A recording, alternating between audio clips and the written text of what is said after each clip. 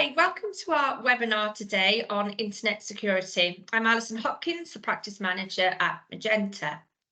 We now live in a world where most of our transactions are done through the internet, which, whilst saving time and allowing us a greater level of convenience, also exposes us to a new risk, which is cybercrime.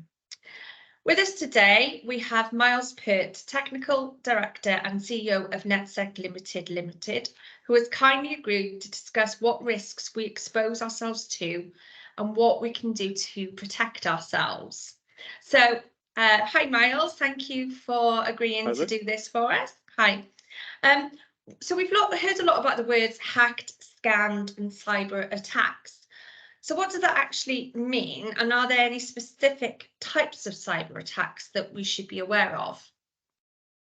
Yeah, thank you, Alison. And yeah, great to talk about this. I think there's lots of value to be taken from this video today. And I think when we not just look at cyber attacks now, but we look at cyber attacks over the last decade, there really has been a shift in the complexity behind those and how people are now targeting in different areas. So yeah, there's many different types of attacks.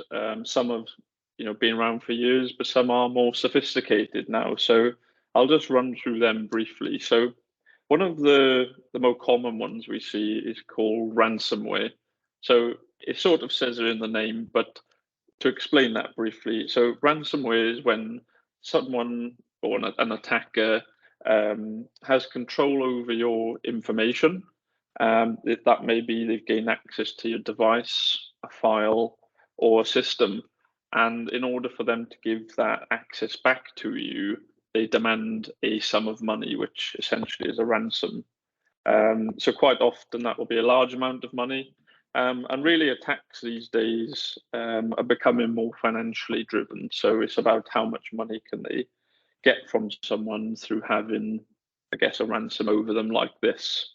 Some of the other things we should be aware of is phishing. They've been around for quite a long time.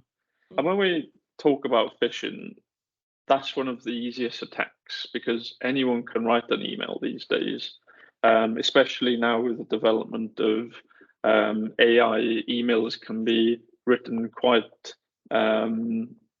complex and targeted, I would say, towards individuals without the need of that human really understanding how they need to deliver that information. But a phishing attack is essentially a non-legitimate email, which will perpetrate as a legitimate email. So someone within your business, potentially, it might be a family member or close relative, they will try and appear as them to then maybe gain access or certain information from you. So there's lots of things to consider there, which I'm sure we'll come on to.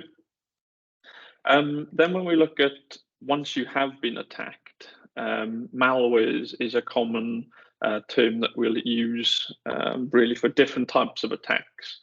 But essentially what malware is an installation of a virus or something malicious within maybe your operating system of your laptop or mobile phone.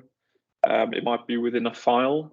So when you click that file or you do an action that has that malware within there, then that malware is going to start collecting that data. So they're quite often used for credit card scams and those types of attacks. And then when we look at how attacks have become more complex, it's now not just down to what protection you've got in place. It's actually down to the mindset of that individual. And that's where we come on to social engineering. So social engineering is a much more complex method of attack, which is now more commonly seen, especially with obviously the protection boundaries becoming better and solutions in place to stop that. Social engineering is where a hacker would essentially build a profile on that individual and really then try and engineer their way into gaining access. So they might even be calling you quite frequently and acting as a business when they're not legitimate. And then over time, you may give that information over thinking that they're legitimate. Or we quite see now, we see lots of companies now implementing multi-factor authentication, which is another layer of security. But if someone keeps sending you the request to approve access, one day you might think, what's happening here? And then you give access, and all of a sudden the wrong person has access. So it's really a way of trying to get the person they're trying to attack to think just slightly off, and then that's when they gain access. So social engineering is quite a complex and one I'm sure we'll talk about. And then really, I think what people need to realize is you can do as much as you can to secure your own data, but a lot of your data is now with businesses who hold that data for you. It might be in the cloud, it might be in a physical location where they store that, but they also pose a risk to you, because if you're giving the trust in them to store your data, it could even be as simple as a bank. If a bank is hacked, then your account is with them. So I think it's not just that, but also ensuring and being confident in the providers that you use, that your data is secure. But I think that's probably a nice summary of the types of attacks. So I'm sure we can go into those in a bit more detail as well as we go on. Yeah, scary, isn't it? Sort of how many there are out there. And as you said, we've all heard the stories in the papers and the news about sort of banks and other businesses where data has been seen. And it's quite scary that if businesses like that can get hacked, it's quite frightening. Are there any specific groups, do you think, that are more at risk than other groups? I think when we look at the risk profile of everyone, I think the sophistication of attacks poses a risk to anyone. And I think whether you're a young individual, more senior individual, or middle age, I think there'll always be attacks circulated around those age groups which are designed for those age groups. So if we just break that down quickly, so younger people are quite focused on social media. So quite often we will see account access being stolen to social media accounts, and then they can then see the messages that you're sending to individuals, and then that allows them to then target other individuals. So I think social media is a big one for the younger generation. Then if we maybe look at the sort of mid-age, maybe sort of between the 30 to 50, then a lot of the time those people have busy lives, they have families. So making a mistake is quite easy in a chaotic week life. So I think for them, really, it's taking a step back sometimes and realizing, yes, I need to do life admin, I maybe need to sort banking duties, but when you do those things, it's best not to rush. And then when we look at senior individuals, I think a lot of them really don't understand these threats, and I guess that's why we're here today.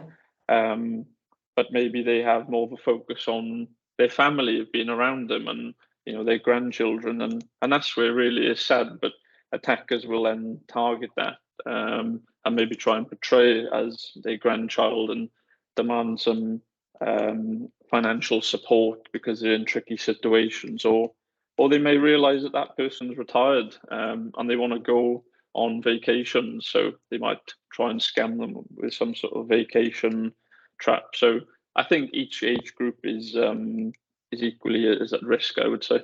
Yeah.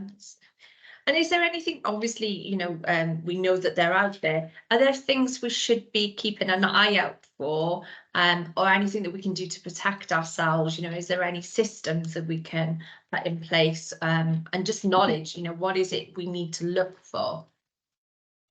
Yeah, so I think traditionally antivirus, has been around for many years now, and really what that's designed to do is to protect you from things like malware. So if you click on a link online, which all of us will inevitably do at some point, then it will scan that link and check what's happening behind that link before you make that wrong move.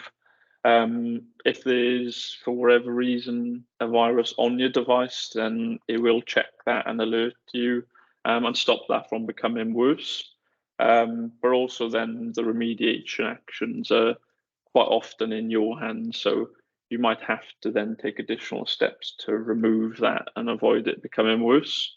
But I think it's more around, like I said at the start, around the social engineering element is trying to familiarize yourself and become more confident in seeing certain behaviors of maybe when you're on a website or if you receive a phone call or an email communication, and really getting to the point where if it doesn't feel right, it probably isn't, and then where you take it from there. So I think when we're looking at the individuals, it's always difficult because it's not easy for an individual to have IT support around them all the time and someone they can pick the phone up to.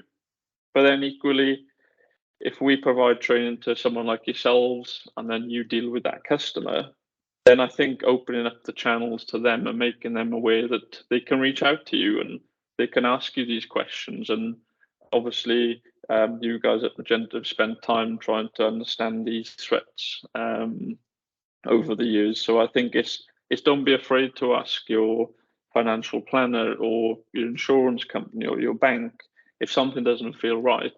Then reach out to them, because 9 times out of 10 companies will be more than happy to support you, because it's not only you at risk as a customer, it's also their data and systems as well. So I think it's more of that actionable approach rather than seeing a problem and not doing anything about it, or thinking that the protection software you have is enough. Quite often it needs to be a joint approach. So basically, if they get an email or something like that they're not sure about, it's best to check rather than just click the button and reply. So if they think there's something being sent from somebody that they're not sure about, maybe pick up the phone, give them a call and say, did you send this email, rather than just reply straight off. Yeah, there's a few common signs we often see. One of which is when you're asked, for example, through an email or a telephone phone call, to make an immediate action at a short notice, then that's often quite a telltale sign that something is not right. Because quite often, if you need to provide financial information, you're the individual who has to go to them and raise that as a a requirement. The bank will never call you to ask you for your details unless it's an ongoing application, for example, for a new account. But again, quite often they will ask you to go into a branch to verify yourself. So these things are becoming more and more frequent in terms of the steps in place. But also as well, is how the email looks. So it's quite difficult, but it's something that I think over time people can definitely work on. Is when you see an email, do a few quick checks. So look at the domain that the email has been sent from. So go to the provider's website, and whatever the website is in terms of the link, the domain name should always match the email address, because that company will use that domain as a whole for their website, for their email, for their marketing. Also, another check you can also do is look at the signature. Does the telephone number match the website? Does the person who's asking you, does their job title match what they're asking you? And does that seem like a legitimate requirement for what they're asking you for? And quite often there's impersonations of people. So does that person actually exist? So you can then go to the provider and ask them, I've received an email from this person, their job title is this is their phone number, is this correct? You've got all the information there to make an informed decision of that email, but quite often the signature will look quite plain, it'll just be some text, whereas a lot of companies now will have banners, they'll have certificate badges within their email signature to really indicate that they're legitimate. It's quite hard to copy that if you're trying to portray as them. So these are quite often the telltale signs. Okay, and so obviously you try to do everything you can to protect yourself, but what happens then if you have accidentally clicked or replied to something and you do get hacked, scammed, or whatever terminology you want to say? What should people do in that circumstance? It's a good question, and I think it's one that always leaves people in a difficult situation. I think if you have the basics in place, like antivirus, like companies around you that can give you that advice, and always, lean on your family relatives and ask them those questions, because quite often an outside opinion will always see things differently. And if you are maybe a senior or a younger person with maybe not as much technology experience, then maybe asking someone who has within your family will always help, and help you make that decision. But I think if it does happen, then obviously we can't predict that happening, and if you haven't got those things in place, then it really does leave you in a tricky situation. But definitely report it. You can now report it through the government website, which goes through the National Crime Agency, who will then track that down and add that to their database, which then forms part of advice that they market ongoingly. And then certainly tell your provider about it. So if it's your bank details that you feel like have been stolen, or a file that you need to provide to that provider has been manipulated or changed or stolen, then tell them about it.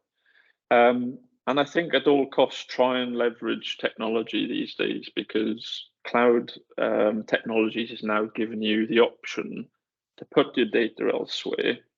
Yes, it poses a risk, but also at the same time, if the data on your laptop is stolen, that data is also elsewhere, which is backed up and secured, so you can then get back to where you need to be as quick as possible, so that recovery time is sped up. But I think taking the approach of having the basics in place, like antivirus, regularly updating your laptop, which can be done within a matter of minutes, whether it's a Windows machine or an Apple device, which most people have these days. You can update those within a click of a button, and really that's a huge layer of protection added. And then combined with the social engineering of, if something doesn't feel right, report it or double check it. I think that will definitely avoid that happening in the future, or definitely decrease the chances. But really, I think a proactive approach is what needs to be taken.